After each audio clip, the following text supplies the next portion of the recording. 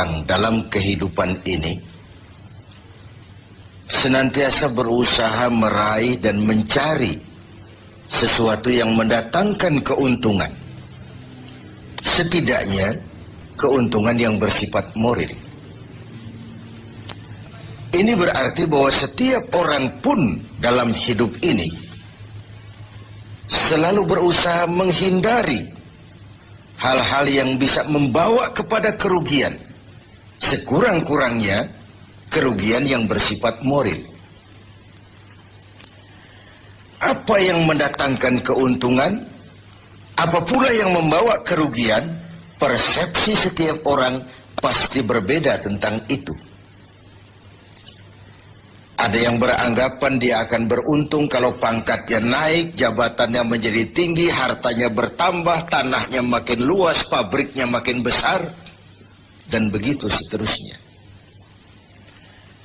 Al-Quran dengan tegas mengajarkan kepada kita, di bawah sumpah Allah menyatakan, wal asri, demi masa, innal insana lafi khusr, sesungguhnya manusia pasti berada di dalam kerugian. Sudah diawali dengan wawu lil qasam, sumpah, menggunakan dua huruf taukid, inna dan lamut taukid. Innal insana lafi khusr, sesungguhnya manusia benar-benar pasti berada di dalam kerugian. Tanahnya luaskah, pabriknya banyakkah, hartanya berlimpahkah, jabatannya makin tinggikah, pasti di dalam kerugian. Ini sesuatu yang kita semua tidak menginginkan. Dan Allah lalu memberikan jalan keluar agar tidak menderita kerugian itu.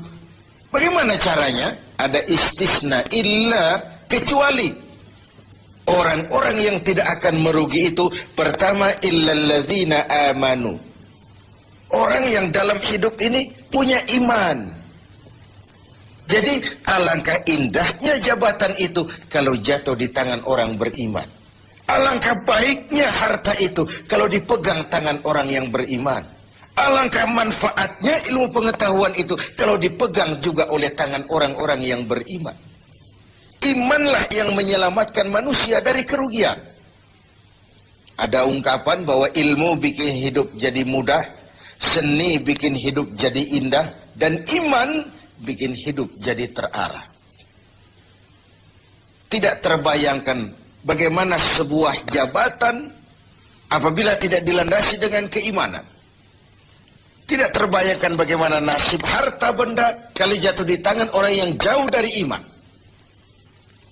Karena itu untuk selamat dari kerugian, nilai imanlah adanya. Tanpa nilai iman, semua akan jadi fata morgana. Hal kedua yang menyelamatkan manusia dari kerugian adalah wa'amilus shalihat. Iman tadi dibuktikan dengan amal soleh. Sebab apa? Iman adalah generator. Iman adalah power yang melahirkan energi dan menimbulkan gejala. Seseorang beriman atau tidak bisa kita lihat. Tapi bisa kita dinilai dari gejala yang ditimbulkan oleh nilai iman tadi. Dalam bentuk amal soleh. Sehingga dalam keseharian kita bisa bilang, orang itu imannya bagus ya. Kok tahu kamu? Sujudnya hebat. Orang itu imannya bagus ya. Kok ngerti kamu? Sedekahnya berani. Orang itu imannya tinggi ya. Kok tahu kamu? Jihadnya luar biasa. Iman sesuatu yang abstrak. Tetapi dia menimbulkan gejala. Dan gejalanya tidak lain adalah amal yang saleh. Kalau sebuah power generator tidak menimbulkan gejala, tentu terjadi something wrong. Ada yang salah. Bisa korsleting, bisa kebakaran, bisa tidak nyambungnya arus pendek dan arus panjang, tidak bertemunya negatif dan positif, dan begitu seterusnya. Begitulah kalau iman tidak menimbulkan refleksi berupa amal yang soleh, ada sesuatu yang harus diservis, ada sesuatu yang harus diperbaiki. Maka dalam berbagai ayat di dalam Al-Quran, amanu tidak terpisahkan dengan wa amilus sholihat. Iman, amal soleh. Iman, amal soleh. Sebagai pertanda, dua hal itu memang tidak bisa terpisah satu dengan yang lain. Gak bisa secara tenang-tenang orang berkata, saya biar pelit iman saya kuat loh. Saya biar tidak sholat iman saya mantap mas. Saya biar tidak pernah jihad tapi iman saya luar biasa. Tidak mungkin logika seperti itu. Setiap amanu melahirkan gejala yang disebut amal saleh. Ini hal yang ketiga. Yang keempat, setelah iman dan amal saleh, tawasaw bil haq, saling menasihati dalam kebenaran, bukan dalam kebatilan, bukan dalam kemunkaran. Setiap kita berkewajiban menegakkan yang ma'ruf, mencegah yang munkar sesuai dengan bidang dan kemampuan kita masing-masing. Orang yang selamat dari kerugian selalu nasihat menasihati dalam kebenaran, betapapun resikonya, betapapun kondisi masyarakatnya. Tegar, dan ini pernah diingatkan oleh Rasul, akan selalu ada di tengah umatku sekelompok orang yang tegak menyatakan kebenaran. Dia tidak takut risiko yang tumbuh karenanya. Sebagai yang diungkapkan oleh Napoleon, kalau ada 1000 penegak kebenaran, saya satu di antara yang 1000 itu. Kalau ada 100 orang yang menegakkan kebenaran, saya juga satu dari yang 100 itu. Kalau ada 10 orang yang menegakkan kebenaran, saya pun satu dari yang 10 itu. Kalau hanya 1 orang yang berjuang menegakkan kebenaran, sayalah yang satu itu. Walaupun besok langit akan runtuh, bumi akan bergulung, kebenaran tetaplah kebenaran. Orang yang tegar menghadapi kebenaran makin langka. Orang yang tidak larut di dalam memperjuangkan kebenaran semakin sedikit jumlahnya. Tapi kalau kebenaran tidak ditegakkan, keadilan tidak dinyatakan, maka kebatilanlah yang akan berkuasa. Sungguh pun demikian.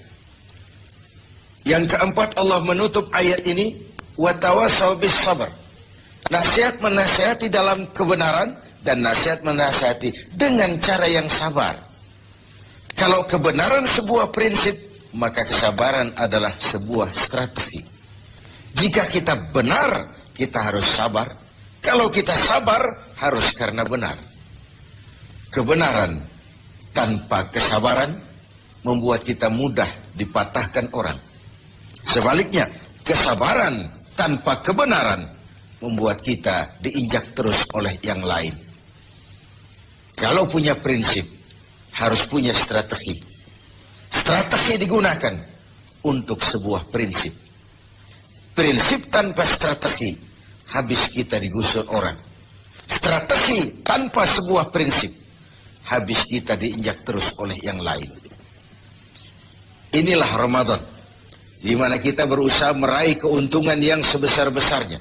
Setidaknya keuntungan yang bersifat moral, dengan melakukan pendekatan-pendekatan yang intensif kepada Allah, dengan memupuk keimanan, memperbanyak amal saleh, nasihat menasihati di dalam kebenaran, dan menasihati dengan cara yang sabar, sehingga terhindarlah kita dari kerugian. Setidaknya kerugian secara moral. Kalau kehilangan harta kita sangat merugi, bagaimana pula kalau kehilangan iman? Bagaimana pula kalau kita kehilangan amal saleh, menghadap Allah tidak ada bekal yang kita bawa? Bagaimana pula kalau kita tidak ikut tegak menegakkan kebenaran, bahkan larut dalam kebatilan, berpangku tangan terhadap ketidakadilan? Kata Nabi, as-sakitu 'alal batil syaitanun akhras. Orang yang diam dari menghadapi kebatilan, tidak berani menyuarakan kebenaran, sama dengan setan gagu. Sekali lagi, orang yang tidak mau menyuarakan kebenaran dan diam menghadapi kebatilan, oleh Nabi dikatakan syaitanun akhras, sama dengan setan yang gagu. Berlindung kita kepada Allah, jangan masuk dalam kelompok yang seperti itu. Dari ayat surah yang pendek ini, kita ambil beberapa catatan. Pertama, intan paling mahal, mutiara paling berharga dalam hidup ini tidak lain adalah nilai-nilai iman. Biarkan zaman berubah, akidah jangan sampai goyah. Silahkan masa berganti, keyakinan jangan jadi mati. Karena iman kita hidup, untuk iman kita berjuang, dan dalam iman kita ingin kembali menghadap Allah. Yang kedua, buah daripada iman adalah amal soleh. Amal soleh refleksi yang ditimbulkan oleh nilai-nilai keimanan. Bahkan diketahui iman seseorang dari amal soleh yang dikerjakannya. Yang satu merupakan fondasi, yang lain merupakan hasil buah dari fondasi yang kokoh itu tadi. Dalam Al-Quran Allah menjelaskan, "Huwallazi khalaqal mauta wal hayata liyabluwakum ayyukum ahsanu amala." Dialah Allah yang telah menciptakan hidup, yang telah menciptakan mati bagi kamu sebagai ujian, siapa di antara kamu yang paling banyak amal salehnya. Ada hidup dan mati sebagai batu ujian untuk mengetahui siapa yang terbanyak amal solehnya. Kemudian yang ketiga, kita harus tetap tegak melaksanakan kebenaran, tapi dengan cara yang sabar, dengan tetap menggunakan strategi. Haqqun bila nizamin yaghlibuhul batilu binizamin. Kebenaran tanpa strategi bisa dikalahkan oleh kebatilan yang memakai strategi. Kebenaran yang tidak terorganisir akan bisa dilumpuhkan oleh kebatilan yang terorganisir. Maka diperlukanlah semangat kebersamaan untuk menegakkan yang ma'ruf dan mencegah yang munkar bagi kemaslahatan kita sebagai umat dan juga sebagai